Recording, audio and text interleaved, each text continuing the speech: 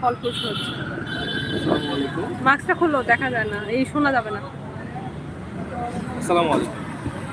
আমরা মূলত মানুষকে সচেতন করার জন্য এই ক্যাম্পেইনটা পরিচালনা করতেছি।